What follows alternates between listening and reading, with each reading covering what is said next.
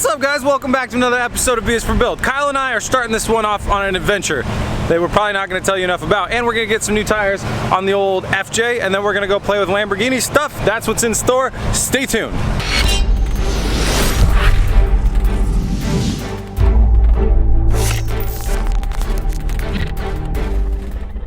Stage one of the adventure, we need straps and stuff so we can strap other stuff to our roofs. Big strap, too expensive. Probably just about right. Cheapest. There's 4 of these, we need 4. It's perfect size. It's the end of days for this old FJ Cruiser. Well, I don't know. I'm not sure if I'm getting rid of it, but I definitely just bought its replacement, which I'll maybe tell you something about later. But anyways, the tires are getting out of round and it's getting really sketchy, and it's got a wobble to it that keeps getting worse. So I ordered some new Nitto meats for this thing. What the hell? Chelsea's been using my car. If you guys didn't know, Chelsea had a really light crash in the M5, and we got all the parts ready and stuff. We're just waiting for the right opportunity to be able to put that thing back together. But in the meantime, she's been using this a lot, and I've been driving like the Aston Martin and the GTR and stuff like that to and from the shop. Anyways, off to the tire place. Get the meats put on.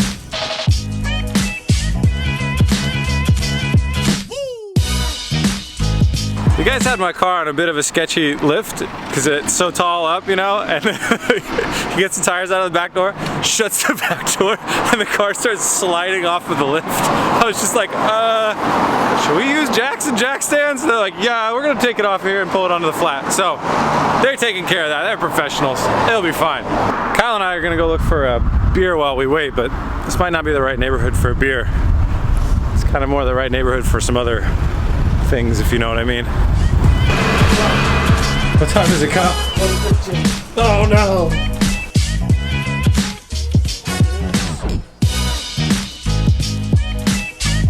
You guys ready to hear the most Portland thing about this Portland place that we just went to in Portland?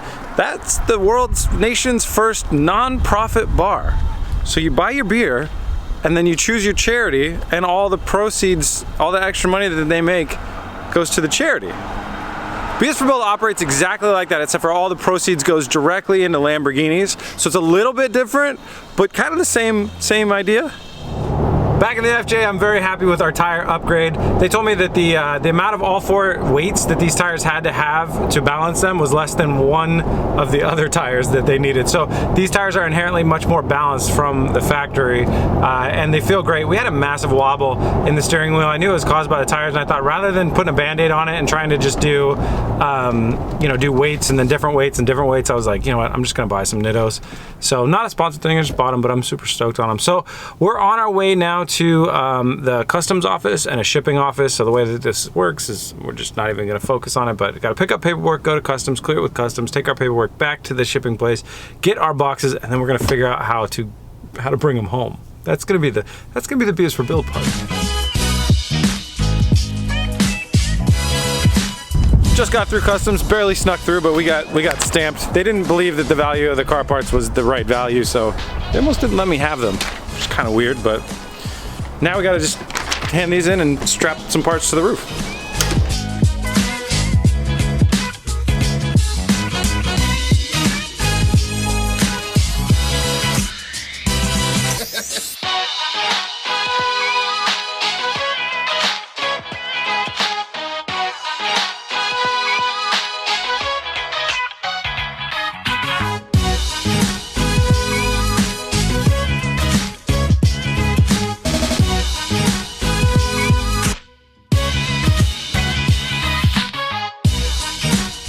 Whatever car these parts are from, the rear bumper is as wide as a Subaru is long.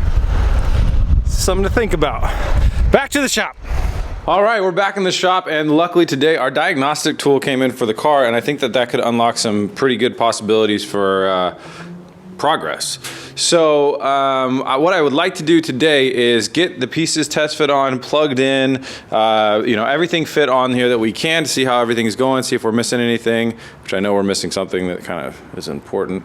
And then plug in the diagnostic tool and see what we can kind of reset, what we can refresh, and how happy we can make the car, see if we can kind of function the roof and those other things like that. So starting over here, I noticed that there's this plastic bracket right here that kind of bolts onto the fender, and a fender bracket that, that helps hold the front bumper, and we don't have that for over here. So what I want to do is I want to pull it off and cross-reference the part number, see if it's shared by Audi or any of the other kind of automotive group cars, and see if potentially we might be able to snag one locally. This is only a $10 part from Lamborghini, so I've already ordered one, but I'm just trying to get things going a little faster.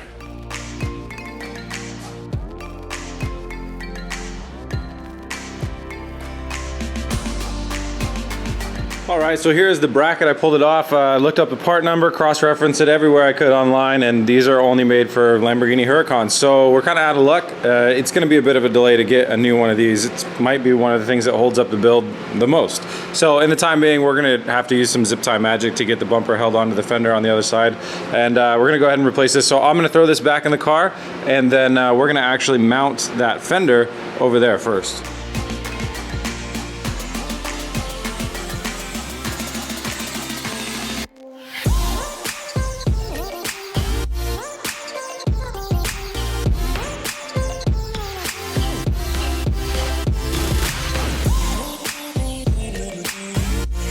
We got the fender on, but we learned a few things. We got a few problems going on. First is we need some more hardware that's a little bit longer. That should be easy, just trip down to the hardware store. Secondly, we need a bracket that goes down here that I didn't know about. It's gonna hold this in place here, probably bolts into here and here, and then also bolts into the side skirt. So we gotta get that bracket as well. Thirdly, the trunk latch won't pop. So we're gonna actually pause playing around with body stuff, because what's gonna happen is with this thing, this is like being finicky and it's not wanting to pop. If we put the front bumper on, this is our access to it right now. You can yank on this thing and it's like an emergency pop. If we put the front bumper on and covered that up and then we close the trunk, we'd be in really, really big trouble. So we're gonna just shift our attention to this. We're gonna look for blown fuses as our first culprit. We're gonna try and find a fuse map for this car, see if it has a blown fuse, and see if we can learn anything more about why that thing's not wanting to pop.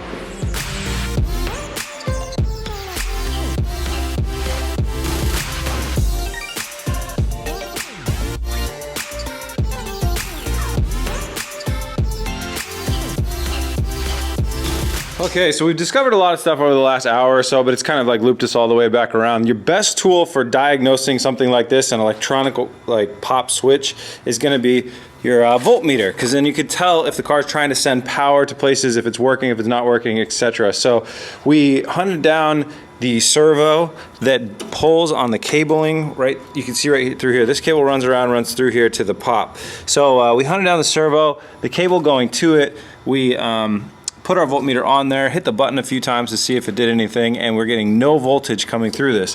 We verified the back is the same exact type of operation on the trunk lid.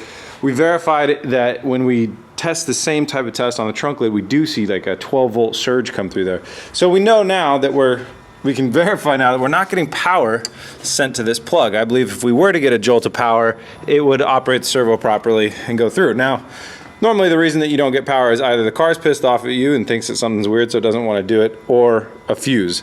We searched through all the fuse locations in this car that we found. There's some down there, there's a bunch back there, and there are a whole lot in here, and I haven't checked every single one under there, but I wanted to just verify that the thing was operational first. So this leads me right back to here. I'm gonna go ahead and keep working through all of these fuses here and verify that they're all good. Okay, well, bit of bad news. We pulled every single fuse that we could find out of the car, tested them, checked them all, and none of them are blown. So it's most likely not a situation of the car can't send power to it, it's that it doesn't want to. And if I had to guess why, I would guess a possibility, a serious possibility, is because it has no door. We've seen similar things like this where on my Datsun, my M5 Datsun, that because it didn't have the seat, it wouldn't start the car, which was a pretty crazy one. So I'm hoping that this has something to do with the door. So our door is in a few pieces and we're gonna go ahead and assemble it. So we got our door panel, temporary door panel. We have a wiring harness here, a handle, and some switches and some stuff like that. So we're gonna go ahead and get that on the stand and assemble the door right now.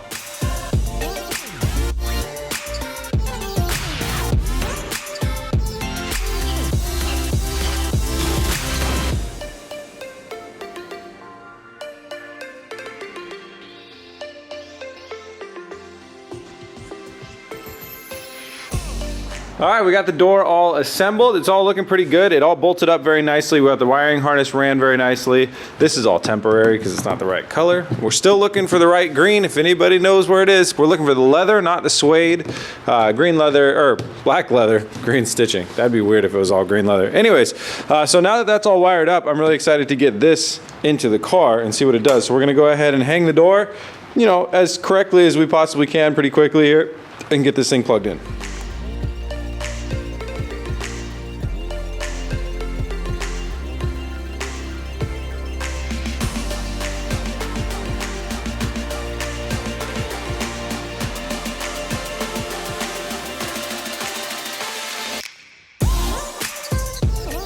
All right, we got the door temporarily hung on here. The body panels are not perfect, the gaps are not perfect, but we will work on those as we go. Obviously it needs to come off for paint and other stuff like that, so not too big of a worry. But it is plugged in, and that's the big thing. I wanna see how that kind of changes what the car is thinking right now, if it helps with the roof or anything else like that. And I also wanna get my diagnostic tool plugged in. So we're gonna go ahead and put the battery back on and go ahead and test some stuff out, and then plug in the diagnostic tool and test that stuff out too.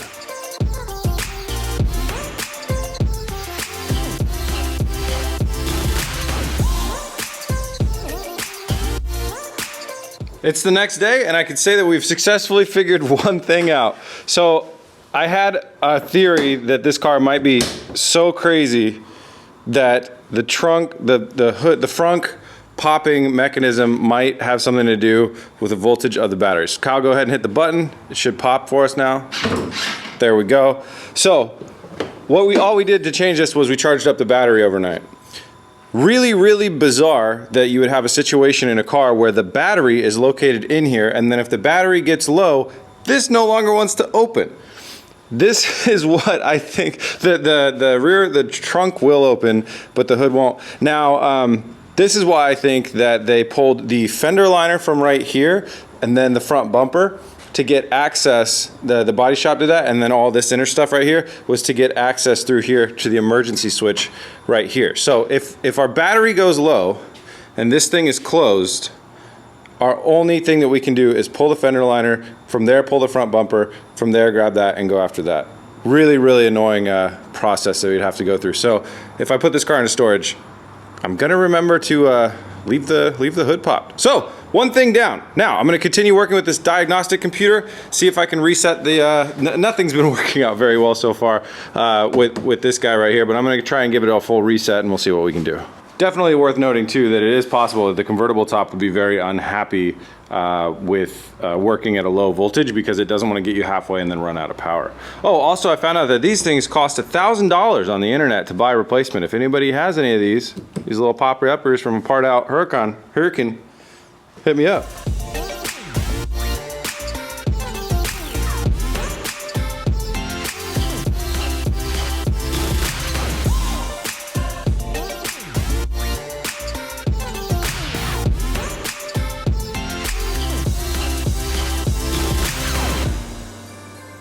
Well, we fixed our two massive problems. You'll notice we now have a roof and we got a frunk lid that will pop now.